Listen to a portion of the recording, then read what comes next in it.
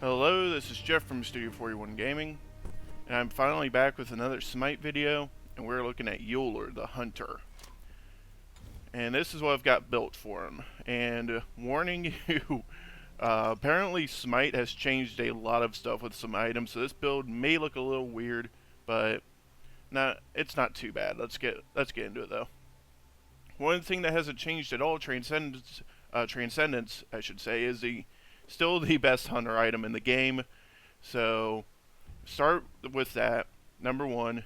Next we got Ninja Tabi, so we can get some attack speed, a little more mana, since Ullr uses his abilities a good bit, so having a lot of mana is really nice. Then we got Hastened Fatalis, and this looks a little bit different. It has some penetration, some movement speed, of course it has a lot of attack speed, and then it still has its nice passive though, so when you hit a target with a basic attack, you lose the attacking while moving debuff.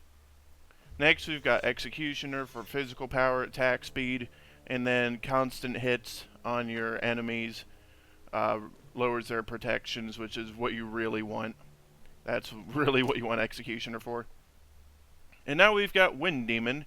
So we've got physical power, attack speed, critical strike chance, and then your critical hits increase your attack speed and movement speed by 20% for 5 seconds. And this is basically the new Rage. So if you ever watch one of my other videos and you're trying to build, obviously for today, remove Rage if Rage is in the build, because it is god-awful now. Use Wind Demon. It's basically the closest to the old Rage as you're going to get.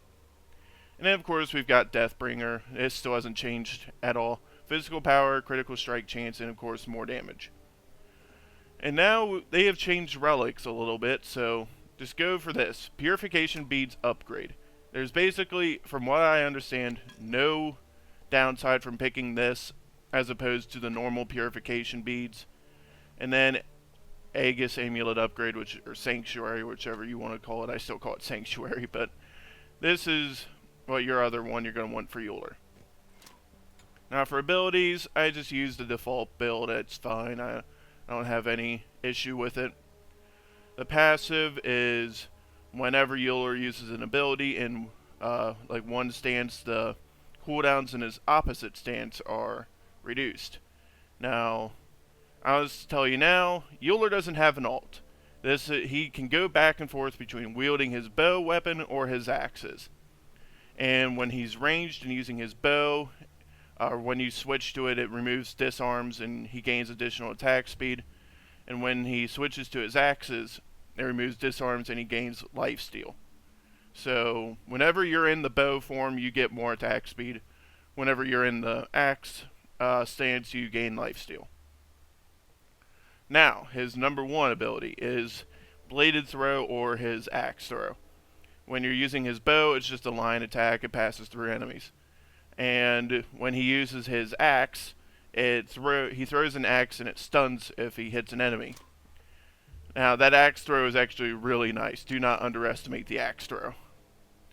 Next, we have Expose Weaknesses or Invigorate. When he's ranged, he gains bonus physical power for 5 seconds. And when he's melee, he gains movement speed. Now his next ability is Hail of Arrows or Glory Bound. When he's ranged, he fires a hail of arrows, kind of like Artemis's attack. And when he's melee, he leaps to his target and deals AoE damage. Now, those are his abilities. If you want to God Builder a little bit, you typically want to focus on Bladed Throw and Hail of Arrows and use Expose Weakness last. Because, unfortunately, Expose Weakness really isn't that amazing until late game. So, you're not going to be using it at all early. Obviously, always grab his ult when you can. It's like 4 or 9 or whatever it is. But now let's get to some gameplay. So the first immediate problem that you may encounter while playing as Ullr is his escapability kind of sucks. If you don't have your leap with your axes and one of your relics is on cooldown, you're probably going to be eating shit. It's just how it is. He has no escape outside of that leap and whatever relics you have, so if you can't kill it, you're dying if there's enemies on top of you. But Ullr also runs into the age-old hunter problem of you get kills snatched from you very easily. So you may end up dealing 30-40k in damage, but end up with like 3 kills. It's just how it goes sometimes. So if that's not a Ullr problem, that's a typical hunter problem in Smite. I think really any MOBA, to be honest. But Ullr, if you've played another hunter, he really isn't that different. His biggest advantage would be his axe throw, I would say, since he can basically stun an enemy for a second. If he can switch to his bow, he can then lay him out.